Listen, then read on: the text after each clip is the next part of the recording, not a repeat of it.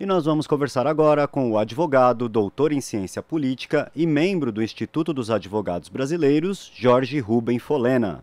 Bom dia, Folena, tudo bem? Bom dia, uma satisfação estar com você aqui, com todos os seus ouvintes. Muito obrigado. Folena, o presidente Bolsonaro recebeu ontem, em uma reunião de apenas 10 minutos, um convite para a posse dos ministros Edson Fachin e Alexandre de Moraes na presidência e vice-presidência do TSE no próximo dia 22. Nos últimos dias, Bolsonaro faltou a um depoimento na Polícia Federal determinado por Moraes, ignorou a cerimônia de abertura do ano do Judiciário e criticou veladamente o TSE por conta das investigações sobre a atuação do aplicativo Telegram, a atuação da extrema-direita no aplicativo Telegram. Ao mesmo tempo em que parece haver uma tensão entre Bolsonaro e o STF, há uma sensação de que nada acontece em meio a tudo que o presidente fala e faz, né? Como que o senhor avalia a situação de Bolsonaro em relação ao judiciário hoje? Como que está essa tensão? Ela existe mesmo ou isso já está superado? O presidente está livre para fazer o que quiser? Não, tensão existe, né? Tanto existe que há 2 semanas, como você falou aí bem, né, o ministro Alexandre de Moraes, um dos que foram ontem lá entregar o convite a ele, protocolar, na verdade. Essa visita foi uma visita puramente protocolar. Não foi feita só a Bolsonaro, foi feita a Bolsonaro e também aos presidentes da Câmara dos Deputados e do Senado Federal. E com o Bolsonaro foi muito rápido, foi 10 minutos, me parece. Essa é a notícia que se tem. Mas, na verdade, quer dizer, não há uma relação tranquila entre Bolsonaro e o Poder Judiciário. Né? Que nós temos que deixar claro também, né, apesar de tudo que o Supremo Tribunal fez, né, com o golpe da presidenta Dilma, como reconhecido e manifestado agora, né, pelo ministro Luiz Roberto Barroso, que foi golpe sim, né, o que aconteceu com a Dilma, que o Supremo passou pano em tudo aquilo, mas com a eleição de Bolsonaro, o Supremo Tribunal Federal tem sido chamado sistematicamente a se posicionar contra medidas arbitrárias de Bolsonaro e tem, de certa forma, colocado algum freio em Bolsonaro. Né? Então, quer dizer, não é uma relação tranquila, né, de harmonia entre poderes, entre executivo e judiciário. Não há. Né? Não há até porque Bolsonaro o tempo inteiro utiliza como mote, né, de campanha política, seu mote político, agredir as instituições, e em particular o poder que, em tese, né, poderia ser o poder mais fraco, né, dentro da estrutura da separação de poderes burguesa, essa liberal que nós temos aí, o poder judiciário. Então, na verdade, ele usa isso para alimentar o seu eleitorado, né, alimentar as pessoas que o apoiam. Mas eu posso te assegurar que não é uma relação pacífica. Tanto não é pacífica que essa reunião durou menos de 10 minutos, foi meramente protocolar. Bolsonaro pediu, segundo informações, que os militares que estavam lá, os comandantes militares que estavam no Planalto naquele momento, também participasse do ato, quer dizer, mais um ato intimidatório, é assim que eu interpreto isso, né? Então não é uma relação pacífica entre Bolsonaro e o Poder Judiciário brasileiro. E no andamento desse ano, com a gente tendo eleições e todas essas investigações, o senhor avalia que o Poder Judiciário hoje ele teria condições de ir além? O senhor acha que há ambiente para que essas investigações produzam algum resultado antes da eleição? Ou isso deve ficar nesse clima de tensão até o encerramento desse mandato do Bolsonaro? Não, dizer se as investigações vão acelerar, se o Supremo Tribunal Federal, né, recebendo essas investigações, se assim forem concluídas, né, vai aceitar e mandar para a Câmara dos Deputados, né, para confirmar o processamento ou não, em seguida ao Procurador-Geral da República, outra questão. Mas que está, de certa forma, né, como eu já falei anteriormente, né, o Supremo Tribunal Federal tem tomado diversas providências. Exemplo claro disso é durante a pandemia que nós estamos vivendo. Né, o Supremo Tribunal Federal colocou freios em diversos atos autoritários de Jair Bolsonaro, que sequer queria que medidas sanitárias fossem adotadas por estados e municípios. E foi o Supremo Tribunal Federal que determinou que não. O governo federal tem competência, mas os estados e municípios também têm. Então, quer dizer, fica muito claro isso, né, que o Supremo dentro desse cenário autoritário de Bolsonaro, né, que nunca negou de ninguém que tem vocações, né, e ações fascistas, ele particularmente, seu grupo, né, tem vocação ao fascismo, e, de certa forma, o Supremo Tribunal Federal tem colocado freios nisso. Como também tem que se dizer, né, de certa forma, o Congresso brasileiro também, né, que particularmente estou me referindo no caso da CPI da Covid.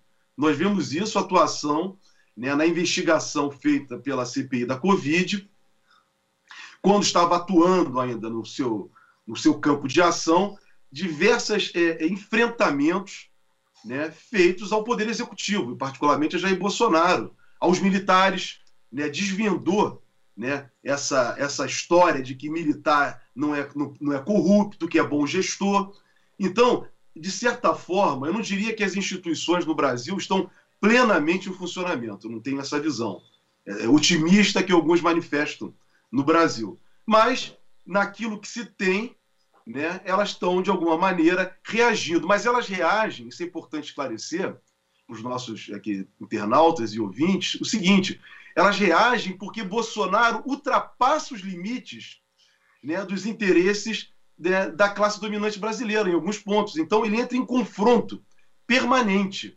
Então, eles não estão fazendo isso só não é para defender os interesses, né, da população brasileira, que não foi atendida particularmente pelo Supremo Tribunal Federal. Veja a questão da reforma previdenciária e da reforma trabalhista, que eu considero completamente inconstitucionais, mas o Supremo, de certa forma, né, considerou constitucional. Mas o Supremo, ao fazer, e a própria CPI da Covid, como referi, a esse enfrentamento, faz para tentar criar limites, né, diante daquilo que Bolsonaro tenta extrapolar dentro dos próprios interesses da classe dominante brasileira. E aqui eu me refiro particularmente ao mercado financeiro. Aquilo que não interessa a eles, né, esse tipo de agressão, não interessa, que Bolsonaro faz gratuitamente. Então, eles vão freando. Aquilo que interessa ao mercado, né, e à classe dominante, vai permitindo e Bolsonaro vai sendo útil aos interesses dele. É assim que eu tenho visto esse encaminhamento. Uma das investigações a que o Bolsonaro é alvo é sobre o Telegram, né? O uso dele no país, sobretudo pela extrema-direita, mas pelos aliados do governo Bolsonaro. Quanto da força da extrema-direita o senhor avalia que está depositada nesse serviço de mensagem? E qual seria o impacto de um eventual banimento do aplicativo, né, que é uma das coisas que se especula que pode ocorrer dentro dessa investigação? Qual seria o impacto desse encerramento do Telegram no Brasil para o Bolsonaro, para a sua campanha, para a extrema-direita? Não, foi comprovado, o próprio Tribunal Superior Eleitoral, né, no caso do julgamento da chapa Bolsonaro e Mourão, entendeu que houve abuso de poder econômico na utilização, foi no caso do WhatsApp durante a campanha de 2018. Ou seja, só que não fizeram nada, só que disseram, daqui para frente nós não vamos tolerar mais. Quando, na verdade, eles deveriam ter olhado para o passado, como assim foram chamados a julgar, e ter tornado inelegível a chapa Bolsonaro e Mourão. Não fizeram, mas reconheceram, né, que houve abuso de poder econômico praticado por Bolsonaro e seus seguidores. Com relação ao Telegram, a extrema-direita, né, tem migrado para essa plataforma de comunicação, né? Essa nova forma de comunicação, essa plataforma de comunicação, ela é fundamental para a extrema-direita. É assim que ela se alimenta. Ela se alimenta exatamente a partir das mentiras, do ódio, né, e da manipulação da vontade, dos desejos que, às vezes, né, eles estimulam nas pessoas. Então, isso é a arma da extrema-direita para chegar ao poder, como chegou aqui no Brasil, como teve sucesso também na eleição de Donald Trump, não a que ele foi derrotado, mas na anterior. Então, eles têm ali uma grande porta, né, para a divulgação das suas mentiras e das suas opiniões extremistas. Vamos colocar com muita clareza, né? Tudo que tem se passado recentemente no Brasil, como aconteceu agora, recentemente no Rio de Janeiro, com o assassinato do Moise, no Rio de Janeiro, né, o congolês, e também de um outro rapaz no município de São Gonçalo, no Rio de Janeiro, chegou em casa e um vizinho atirou e disse: eu imaginei que fosse um assaltante. Ou como também o caso do assassinato do João Alberto em 2020, né, no Rio Grande do Sul, no mercado Carrefour, é exatamente o que é consequência dessas ações do Bolsonaro. Essas ações de ódio que o Bolsonaro e a extrema-direita colocam no mundo. Isso está incompatível com os princípios do próprio liberalismo. Então, quer dizer, é caminhar para um lado, né, do extremo, né, pelo ódio, que é vetado nas cartas constitucionais do mundo inteiro. Né? Esse é um princípio de direitos humanos fundamental, básico. Mas, por outro lado, no Brasil, a classe dominante, de certa forma, né, nem de certa forma, com muita intensidade, apoia, né? Apoia a questão a questão do racismo estrutural, da exploração dos trabalhadores como um todo, né, do abuso contra as mulheres. Então, quer dizer, essa é uma realidade perversa no Brasil, que não é só a extrema-direita. Né? Os conservadores, liberais, né, permitem que isso aconteça no Brasil, que não deveria, né, ser uma coisa, não é algo aceitável, é algo totalmente reprovável. Então, eles vão buscar aí o Bolsonaro, especificamente com relação à sua questão, à sua pergunta, né, essas plataformas, para poder fazer a campanha, como foi em 2018. Tudo com base no ódio. Eu espero que o Supremo Tribunal Federal, em particular o Tribunal Superior Eleitoral, faça cumprir aquilo que ele determinou no julgamento da chapa Bolsonaro e Mourão, ao afirmar que eles passaram o pano, né, no Bolsonaro ali e na chapa, mas disseram que daqui para frente não iriam aceitar mais. Espero que isso não valha, né, sirva somente para perseguir os movimentos populares, democráticos, né, e dos movimentos populares, né, que simplesmente são reprimidos sistematicamente pelo Poder Judiciário. E uma das coisas que é mais disseminada dentro desses aplicativos é justamente, atualmente, principalmente, né, as mentiras sobre as vacinas, né? E foi noticiado que o Ministério dos Direitos Humanos, da ministra Damares, criou um serviço ali dentro do Disque 100 para receber justamente denúncias de grupos anti-vacina, né? Como que o senhor vê essa pauta do governo Bolsonaro de se aliar tão firmemente a esse movimento anti-vacina? Que objetivos ele tem? O que ele espera conseguir desse grupo? Não, isso é um processo universal, quer dizer, mundial, que nós temos visto, né, de uma maneira geral no mundo. Né? A extrema-direita tem que se colocado, né, contra as coisas mais simples. Na verdade, eles trabalham, isso faz parte do fascismo, né, da psicologia do fascismo, que é exatamente e naquilo que as pessoas têm de mais frágil diante das dificuldades do mundo, geradas pelo próprio mundo capitalista, pelo próprio mundo liberal, né, que leva, que ele não inclui, ele exclui as pessoas.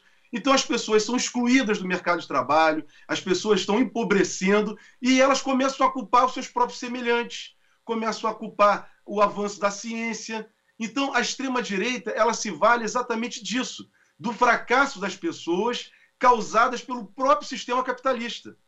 Então, essas pessoas que se sentem, né, fracassadas, né, por causa... Elas não agridem, o que é mais interessante, que isso é importante, meu modo de ver, registrar, elas não se direcionam contra o capitalismo, contra o sistema liberal, mas elas se colocam, de certa forma, elas são utilizadas e servem de massa de manobra para fortalecer o liberalismo e principalmente o capitalismo para concentração de renda. Muita concentração de renda, que favorece que cada vez mais tenhamos pouquíssimas pessoas muito, muito ricas e um montão de gente cada vez mais pobre. Então, é isso que se vale a extrema-direita. Então, medidas anti-vacina, medidas para não ter voto, não votar, e acabar com o Estado Social. As pessoas acabam trabalhando contra elas próprias, quando, na verdade, essas pessoas que não têm, né, elas estão se mostrando capacitadas, infelizmente, de compreender o que se passa dentro de uma luta de classes brutal que há no mundo. Cada vez mais essa luta de classes se intensifica. Elas não têm capacidade. E, por outro lado, também, né, os grandes meios de comunicação social que são controlados, né, por esses muito ricos, né, estimulam as pessoas a terem ódio delas mesmas. Então são pessoas pobres lutando contra as pessoas pobres. quando, na verdade, elas deveriam estar lutando contra os muito ricos. Mas elas acabam servindo de massa de manobra e de proteção, na verdade, uma grande tropa de choque, como é dito aí por alguns sociólogos, dos muito ricos. Então é isso que eu vejo, por isso que eles não defendem, são contra a vacina, são contra uma série de coisas, quer dizer, faz parte de todo um processo, né, que está em curso no mundo, em consequência, eu diria, consequência do fracasso do capitalismo. O capitalismo não tem gerado nenhuma forma de esperança, nenhuma forma de bem-estar para as pessoas em nenhum lugar do mundo. Até aqui tem se revelado cada vez mais um sistema fracassado. É assim que eu vejo. Folena, vamos mudar um pouquinho de assunto agora. No último domingo, em uma reunião para discutir acordos partidários com o PSD no Rio de Janeiro, mais uma vez o pré-candidato à presidência da República, Ciro Gomes, do PDT, atacou o ex-presidente Lula, dizendo que o petista está destruindo os partidos de esquerda no Brasil. Afinal, a quem que o Ciro busca agradar com essa postura? Na sua avaliação, ele tem colhido fruto dessa estratégia recorrente de atacar o ex-presidente Lula, de dizer que o ex-presidente desagrega, etc.? Não, o Ciro não tem agregado absolutamente nada. É só ver, né, nas pesquisas de opinião, né, o nível, né, de aceitação à candidatura dele, de apoiamento à candidatura dele. É muito pequena. Exatamente por ser uma pessoa que se mostrou, sempre foi, né, uma pessoa desequilibrada, ter se apresentado assim, destemperada, vou melhor colocando, peço desculpas aí, a questão de desequilibrada, mas uma pessoa destemperada, né, para a política, né? Ele foi ministro do presidente Lula, o presidente Lula já manifestou diversas vezes isso, quer dizer, reconheceu o trabalho dele como ministro da integração nacional, inclusive na questão da transposição do Rio-São Francisco, na qual o presidente Lula e a presidenta Dilma estiveram com ele lá na Paraíba, se eu não me engano, no interior do Nordeste, do sertão paraibano, para poder ir lá inaugurar a obra ou fazer um registro da obra que eles fizeram. Não foi Bolsonaro nem Temer. Quem fez isso foi o presidente Lula, numa grande luta, porque, na verdade, na época, sequer queriam fazer a transposição do Rio-São Francisco, e a direita dizia, naquela época, que o Rio-São Francisco ia morrer. Ia morrer. E a água está chegando lá no sertão. Mas o Ciro, na verdade, quer dizer, ele se perdeu, ele perdeu a mão, né? Principalmente depois do processo eleitoral de 2018, né? Na qual ele não entrou, né, no segundo turno, participou da campanha de Haddad no segundo turno. Quer dizer, ele preferiu, né, sair do processo eleitoral, ir para Paris e deixar aqui, né, o país nessa situação. Ou seja, o Brasil se mergulhou depois de 2000. Já estávamos muito mal depois do golpe de 2016 e com o governo de Bolsonaro as coisas se agravaram mais ainda. Muito mais. E o Ciro, de certa forma, é responsável por isso. E ele não consegue deslanchar o eleitorado dele, né, que votou em 2018, parece que compreendeu essa atitude equivocada dele e não tem o acompanhado. E ele está, a todo tempo, ao invés dele unir, porque no Brasil hoje, na verdade, nós estamos... Qual é a nossa questão? É de quem está ao lado da democracia e quem está contra a democracia. E vamos deixar isso bem claro. Essa é a questão hoje. Bolsonaro é a representação do autoritarismo, é a representação do ódio, do desamor e, como ele falou, da destruição do Estado brasileiro. Então, esse é um lado. O outro lado é quem quer reconstruir o Brasil. Tentar buscar um Brasil soberano, um Brasil desenvolvido e um Brasil que possa fazer distribuição de renda. Levar aos trabalhadores brasileiros, às famílias brasileiras, alguma esperança e alguma renda, porque a fome tomou conta do país. Então, essa é a disputa hoje, essa é a disputa política. Então, de que lado nós vamos estar? Essa é a opção. Parece que o Ciro, né, está optando pelo pior caminho, que é o caminho da destruição. Que é o caminho da destruição. Porque, na verdade, o presidente Lula ele está construindo ele. Mas isso não impede do Ciro também participar dessa frente e participar desse diálogo. E aí vem um ponto, né, que aí já saindo do Ciro, mas me referindo ao prefeito da cidade do Rio de Janeiro, Eduardo Paes, especificamente. Porque o Eduardo Paes, ano passado, em 2020, esteve com Lula, apoiou Lula, recebeu Lula no palácio da cidade, do Rio de Janeiro. E agora vem com essa história, né, também de criticar o presidente Lula. Mas me parece que essa ação de Eduardo Paes, que é do PSD, partido de Kassab, me parece que ele está tentando, no jogo político, né, tirar alguma vantagem lá na frente, lá para a partir de abril, quando as coisas ficarem plenamente definidas no cenário político. Até porque o partido de Eduardo Paes, o PSD, está assinalando que vai acompanhar, né, poderá acompanhar, no primeiro turno, inclusive, né, o presidente Lula, se ele vier a ser candidato a presidente da República. Então, essas movimentações agora, inclusive do candidato ao governo do Rio, pelo PDT, Rodrigo Neves, ex-prefeito da cidade de Niterói, nesse momento é mera especulação. Quem sabe ele tira a candidatura dele. Ele pode até não ser candidato a governador, vir de repente ser candidato a senador, a deputado federal. Então agora as coisas estão se definindo no cenário político. Isso tudo aqui, particularmente no Rio de Janeiro, é em consequência do apoio mais ostensivo que o presidente Lula deu ao Marcelo Freixo, que é do PSB. E o PT está tentando construir uma aliança, uma frente com o PSB, com o PCdoB, né? Tentando construir essa grande frente. Então, esses que ainda não estão e nem farão parte dessa frente, mas também têm interesse em fazer uma coligação indireta futuramente, agora criam dificuldades para, quem sabe, lá na frente tentar algum espaço, alguma vantagem política, algum retorno. É assim que eu vi e estou vendo essa movimentação, né, que ocorreu agora no final de semana no Rio de Janeiro, né, com o Ciro Gomes e o prefeito Eduardo Paes sentando em torno da mesa. Sinceramente, olha, o prefeito Eduardo Paes do Rio de Janeiro é um jovem político, né, já experimentado, eu diria assim, que é um político que correu por muitos partidos, PFL, PSD, né, foi do MDB, agora está no PSD. É um político jovem, mas com práticas, né, tradicionais do Brasil, da política brasileira, né, aquelas práticas que nós já conhecemos, as práticas comuns da política brasileira.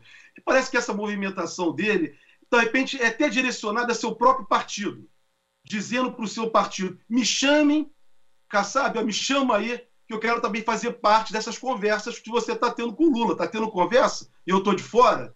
Então é assim que eu estou vendo. São coisas da política, é assim mesmo, política é feita assim, né? Vamos construindo, vamos conversando, vamos criticando, e até vai chegar um momento em que vai haver uma convergência de todos. Porque, como eu disse, nesse momento no Brasil, só temos dois caminhos. Ou aqueles que estão lá da democracia e aqueles que estão contra a democracia, em favor do ódio, do autoritarismo, do fascismo, representado por Bolsonaro e por Sérgio Moro.